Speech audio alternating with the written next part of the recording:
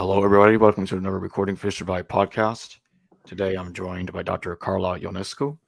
How are you doing today? Very good. Thank you. Thank you for having me. Of course. Dr. Carla Ionescu is a Romanian refugee who escaped the communist regime with her family when she was 10 years old. She is also an adrenaline junkie, an animal lover, and a natural-born storyteller. She likes to ride motorcycles real fast and research through archival documents very carefully. Carla's research centers on the influential nature of Artemis, both in the Greek world and in Ephesus.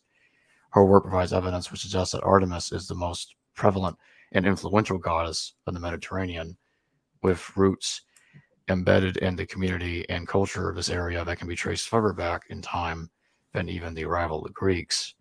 As one of the leading experts in the worship and ritual of Artemis, Ephesus, Dr. Ionescu spends most of her time teaching in the field of ancient history and women's studies and/or applying for grants to support her research travels. In the summer, she scavenges new locations and cities worldwide, digging through the remains of grave sites, ruins, and abandoned buildings, trying to uncover the long mystery that is Artemis, the Great Mother. And she's also the founder and CEO of the Artemis Research Center. And today's discussion will center on her book, She Who Hunts. Artemis, Artemis, the goddess who changed the world. So, what led you to the conclusion that the Virgin Mary is connected to the Greco-Roman goddess Artemis? So, part of my PhD dissertation, well, pretty much all of my PhD dissertation was looking at the goddess Artemis in her Greek embodiment and then in her Ephesian embodiment.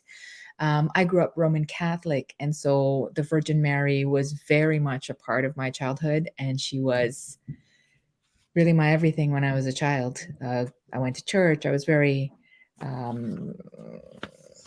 Catholic that went to church every Sunday kind of thing.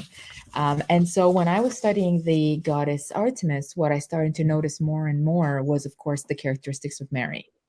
And so then that kind of piqued my curiosity, and I was like, okay, this is more than coincidence. I went in a kind of naive, this is more than coincidence. And as I researched back and traced Artemis back and then moved forward through Christianity, the conclusion of my dissertation, which was many years ago now, but the conclusion of my dissertation was that basically the Virgin Mary literally just took over the role of Artemis of Ephesus. And so at this point, I no longer have any doubts that this is what happened.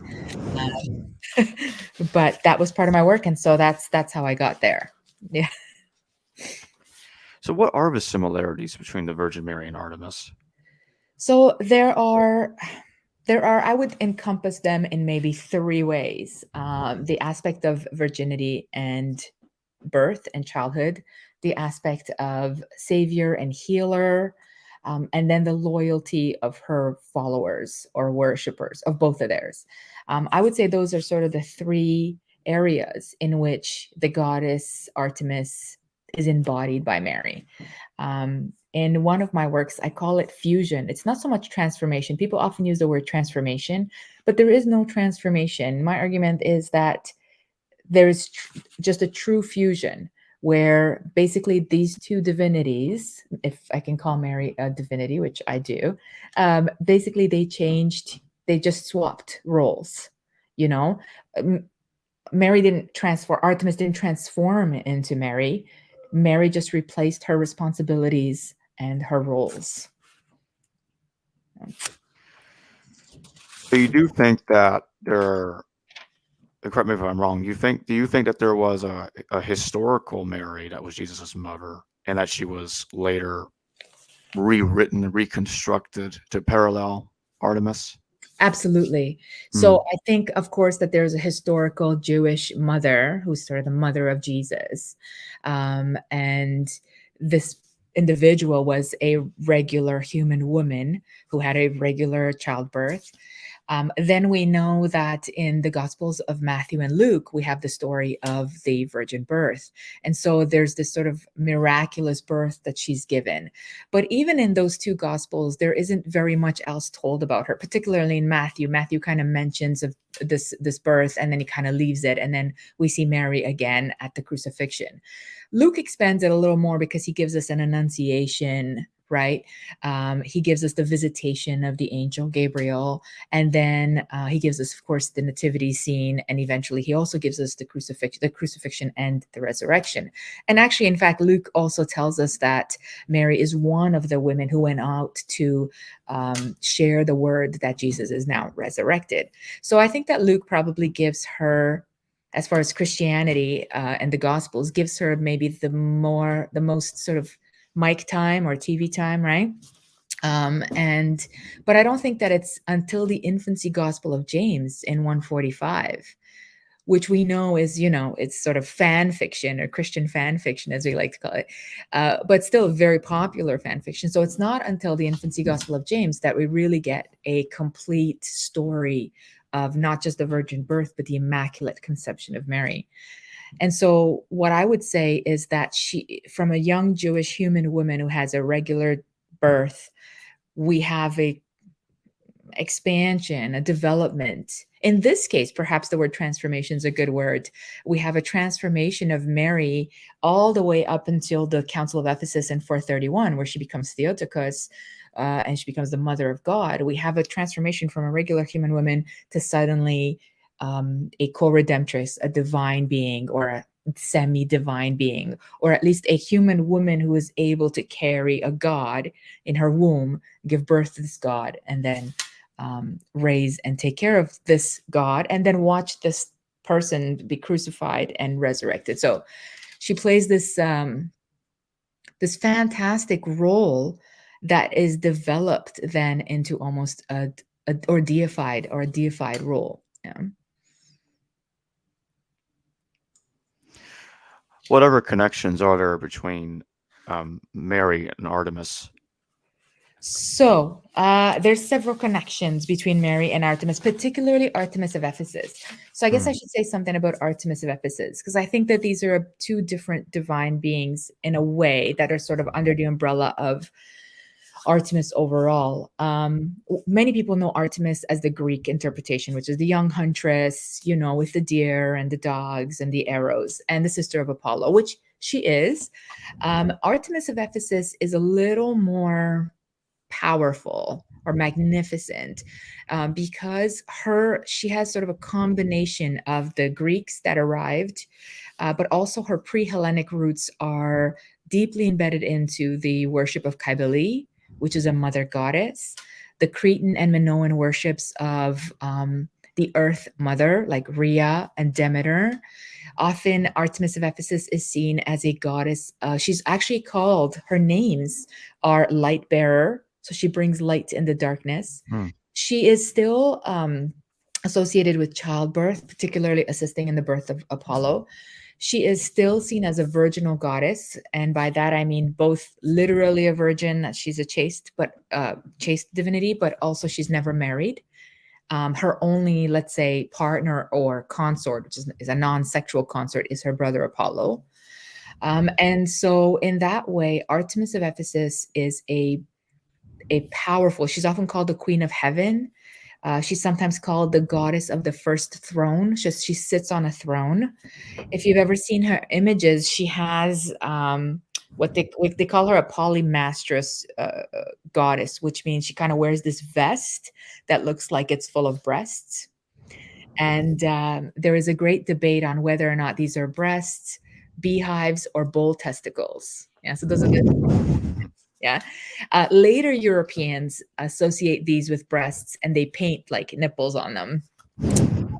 But in the statues that we found, the cult statues that we found, and some of them are replicas, but in the cult statues that we found, they are, I argue that they're beehives, because her story was that the establishment of the city of Ephesus and her temple, the Artemision, is due to the prophecy of bees.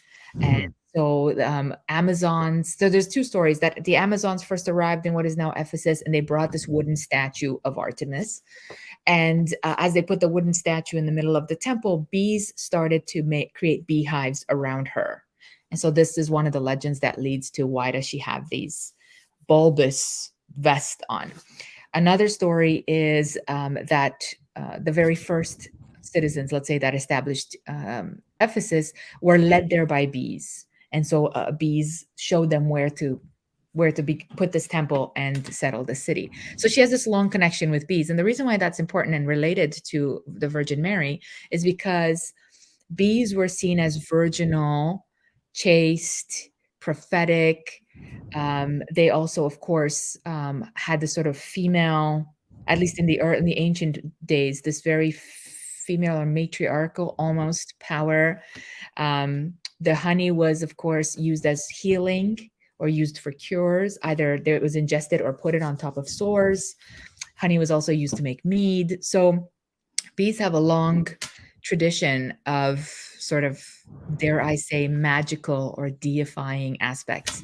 And Artemis is very, very closely related to bees. And then the Virgin Mary is also seen or called a little bee, right? And of course, the fact of her virginity, her chastity, her ability to procreate parthenogenetically, which means without the help of a human male seed, right? And so the Virgin Mary is also seen as a queen bee or a little bee. And we have writings to her around the 11th century, 12th century, in which the Virgin Mary is referred to as a little bee. So that's actually a very close connection. And then we have this idea of goddesses who suckle their babies or children. And the Virgin Mary has repeated imagery of her holding baby Jesus. And so there's this very mothering, nurturing, suckling, breastfeeding, nourishing, the aspects of motherhood that is associated with the Virgin Mary. Now, this image can be traced back to Isis and Horus, which is, of course, part of the Egyptian pantheon.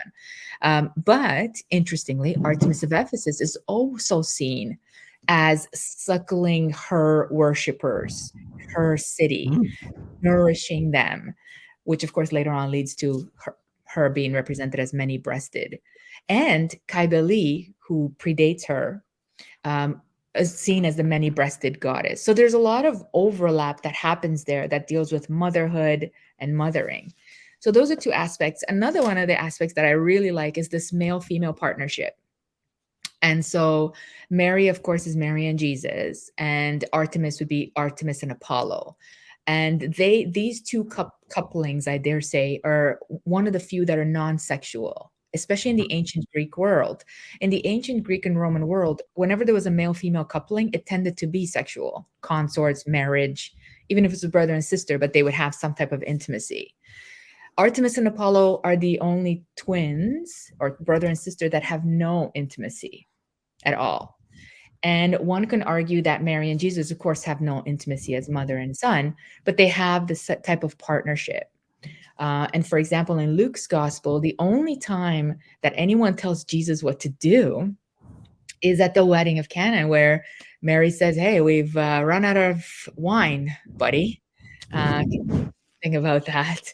And Jesus kind of turns to his mom and goes, "Woman, my time has not yet come." So he's kind of like, "Mom, stop being annoying." But he does it, he does it. He obeys his mother as one should, and he performs this miracle. And I don't know if people know that's the only time someone tells him to perform a miracle. I mean, he does perform others on his own, but it's the only time that someone sort of demands a miracle. And many years ago, Pope John Paul II had submitted a sort of application to make Mary co-redemptrix, because he was a great venerator of Mary, and he really saw her as an equal partner to Jesus. Now, there was debate, of course, about that, and many people were saying, well, that really puts her on the playing field of goddess rather than mother of God.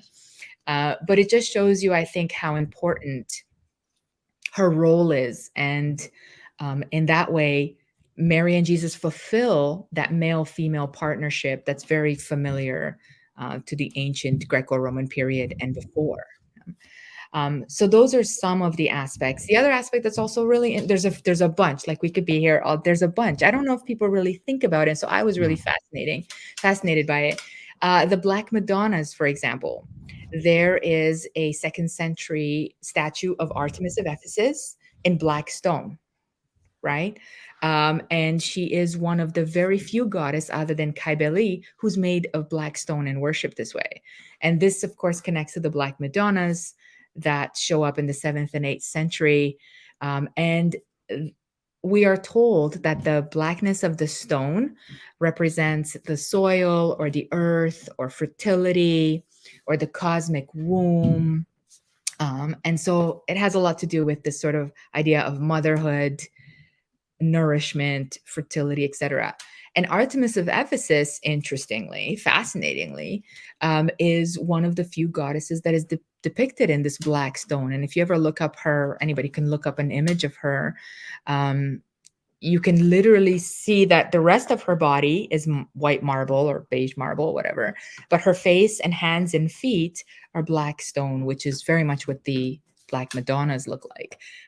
So there's that overlap as well. So there's numerous, I think, examples in which Artemis fits perfectly in this fusion with Mary. Other goddesses do as well. Often people will cite Cybele or they'll cite Demeter as the mother goddess, because Demeter, of course, is the mother of Persephone. But I think Artemis of Ephesus has so many aspects that Mary embodies or takes over. And then, of course, I guess lastly would be the very Council of Ephesus in 431, where, there was a heated debate about whether or not to name Mary Theotokos and sort of cracked the church right open. Cyril, who was the patriarch of Alexandria, was pro Theotokos, and Nestorius, who was the patriarch of Constantinople, was anti Theotokos. And they had these great debates about sort of the incarnation of Jesus and the embodiment of God and all of those debates. But one can argue that the Ephesians themselves were so attached to the concept that their city was the city of mother goddesses or a mother goddess, that they chose the location there on purpose. And that has to do with one of the legends that Mary herself may have died in Ephesus. That John the Apostle, who was Jesus's favorite apostle, left after the crucifixion, took Mary, the Virgin Mary, with him. They stopped in Patmos for a little bit, and then legend tells us that they went to Ephesus. And I don't know if you know, but there's a house of Mary in Ephesus where Mary is said to have died, and where the Assumption happens. And when you go to the house of Mary in Ephesus, it's kind of has that really old idea where there's a wall full of prayers. So you write your little prayer on a piece of paper, and then you stick it on the wall, and then of course you can light candles, and you have to line up to walk through the house. But this is the house from where we are told, like, Mary only has two places where she could have died, either Jerusalem, where she was, or Ephesus. And her house is like a stone throw away from the temple of Artemision. So the temple of Artemis of Ephesus. You can literally stand at the house of Mary and look at what's left, which is one column of the temple of Artemis. So there's not only just like a symbolic fusion, but there's almost like a physical, geographical fusion where the house of Mary is built right near the ancient temple, which I don't think is done by accident, but we don't know for sure. Do you think that the historical Mary could have died in Jerusalem and that they simply built a house and claimed it was hers next to the Temple of Artemis in Ephesus? Oh, yes, I definitely think so. If you read Paul's letters, for example, when Paul first arrives in Ephesus, that's where he really gets beat up by the Ephesians. The Ephesians, for a very, very long time, 1,000 years, if not more, had seen themselves as extremely loyal and identified with Artemis. And so within this concept of a mother goddess that is unlike anything else that existed anywhere else in the Greek world. And so when he first arrives and he's preaching Christianity, he gets his butt kicked there, and they beat him up and they throw him out, and they actually say to him, how dare you come into this city where we have this mother goddess? So it wouldn't surprise me. And their whole, like their Christmas, what we would call Christmas, the greatest celebration, the greatest festival was this festival of Artemis's birthday. So Christians celebrate Christmas, which is of course Jesus's birthday, supposedly, and the Ephesians celebrated Artemis's birthday in this massive procession and this massive party. And so it wouldn't surprise me at all if, as Christianity moved through Ephesus and people were converting willingly, of course, this is long after Paul is dead, a couple of hundred years later, that they would be looking for a female divinity under Christianity that they could associate with, so that they could almost continue that identity or that self-identity.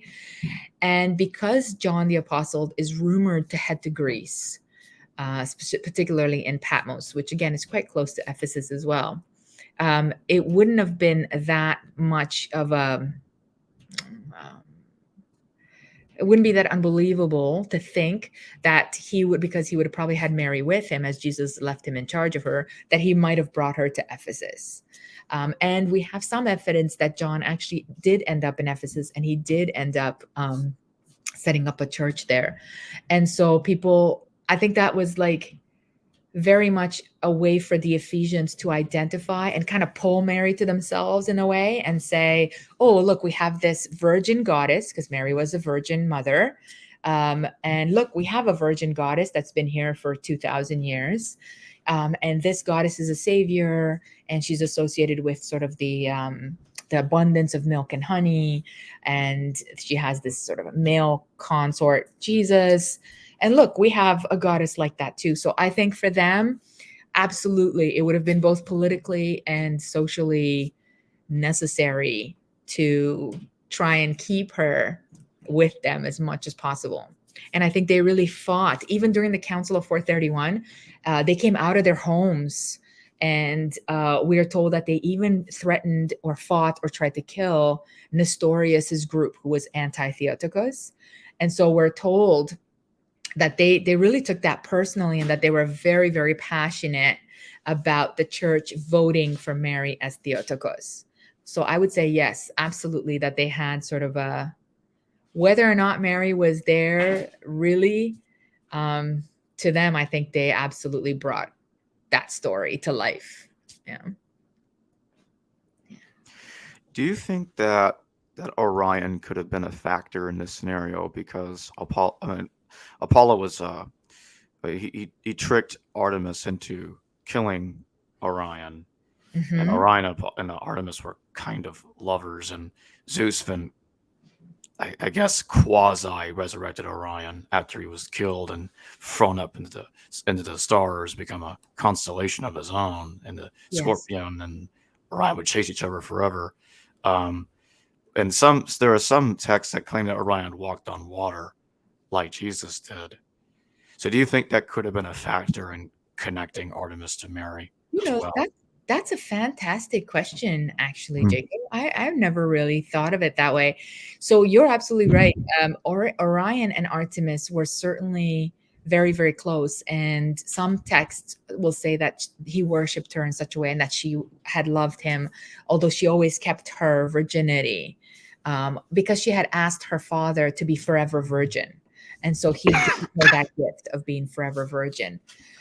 However, one could say that Orion could be in a way associated to sort of a Christ figure, as a partner.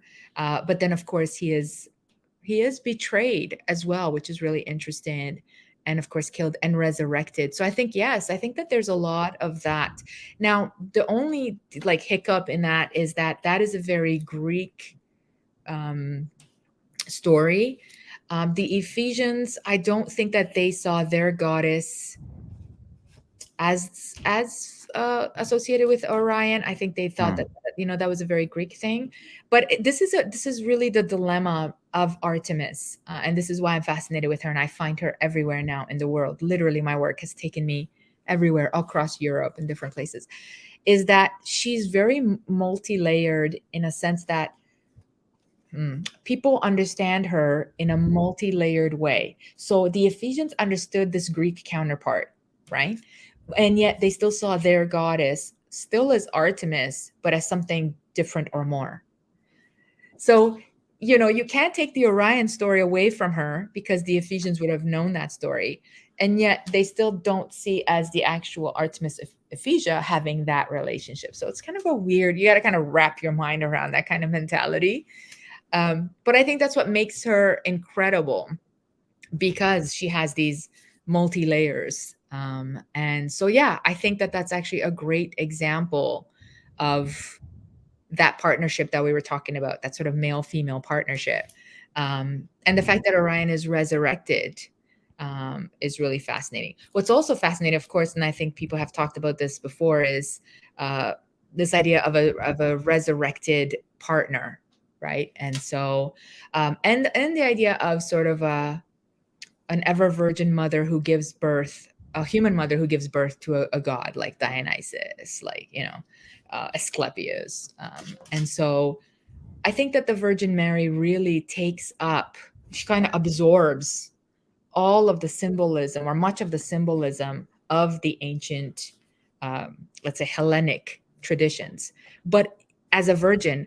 But if you think of the Olympic pantheon, none of the other goddesses that are there are virgins. Well, Athena, but Athena is a really unique sort of, goddess of war. She's androgynous. She's got this. So I don't think that Mary would take any of her attributes. And so that really leaves Artemis as the ever virgin,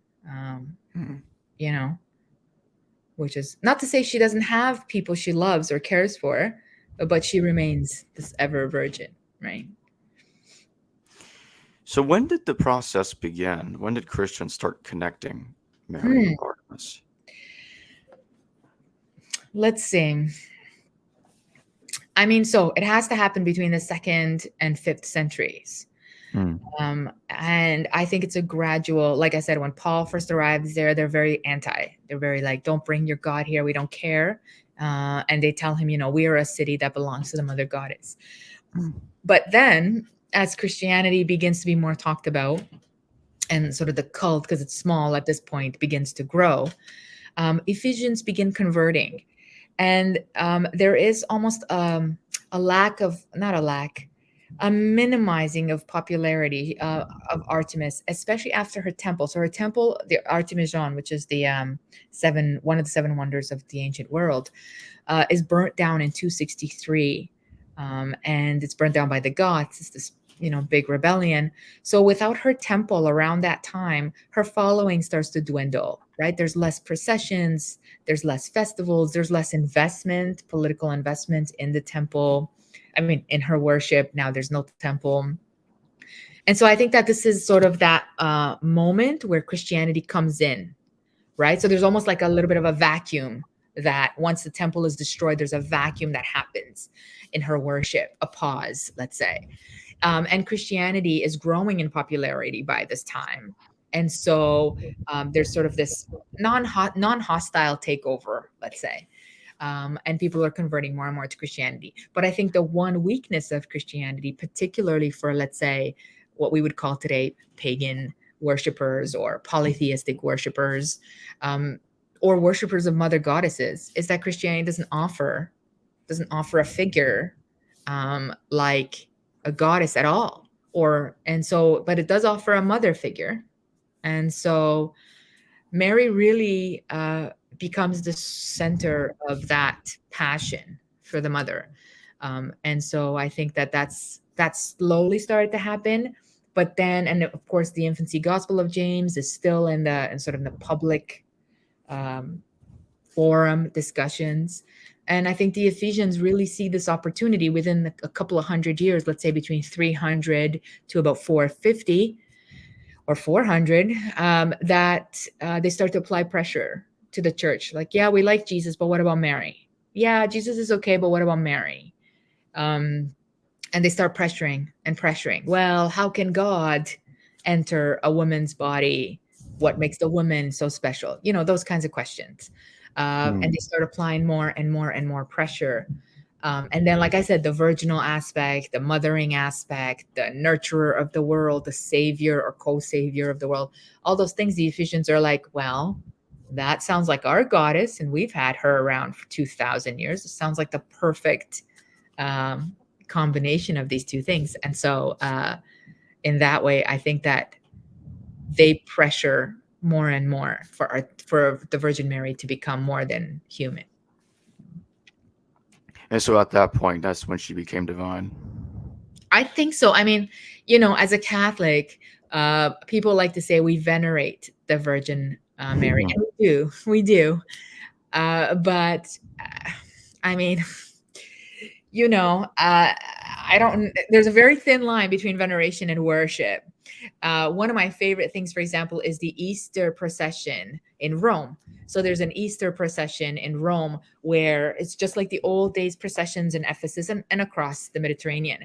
You have all these sort of items first. It's kind of like almost like the Santa Claus parade, right? It's a parade. And the very last figure in the procession or the parade is seen as the most important figure. Okay. Now, in the ancient Ephesian processions, like I said, in May, there's a massive procession. And the very last figure that is part of the parade is a massive statue of Artemis Ephesia. No surprise there. If you go to Rome for the Easter procession, the very last figure of the procession following Jesus is the Virgin Mary. And so, I mean, I don't know if we can make it any more clear than that. You know what I'm saying? Like, here comes Jesus. You're like, yay, okay, Jesus, it's Easter. And then Mary is the very last and the most important. And so I can see why people feel like Mary is worshipped as a god. Maybe not a goddess. I don't think Catholics use the word goddess. But definitely Mary absolutely plays an intermediary role, where one could argue that Artemis didn't need that. She was already a goddess. But I think that intermediary role, it just rises and rises and rises over time to where now she's the last figure in a parade, in a procession. And so I think that veneration is a great word, but take away Mary from Catholics, and I think you would devastate, you would break, an entire civilization of people, an entire group of people, because she's just so important and so fundamental. Not to say that they don't like Jesus, they like him. Jesus could actually I think he would really be on par with Apollo for the Greeks. Apollo really, really was important for the Greeks and even for the Romans. But I would say in the case of Catholics, Mary really, she's the favorite. Oh God, hopefully no one comes at me for like, no, she's my favorite. But she certainly was my favorite as a kid. And I think that has to do with something to do with mothering and that like bond with mother, with this role as like nurturing and embodying, and there's a warmth there. That kind of divine feminine, that people talk about. Mary embodies that. The only unfortunate aspect, I guess, and that goes maybe for both Artemis and the Virgin Mary, is the emphasis on virginity, right? The emphasis on parthenogenesis, that is trying to create without male interruption. And people will say, well, Artemis is not a mother. She never gives birth. That's true.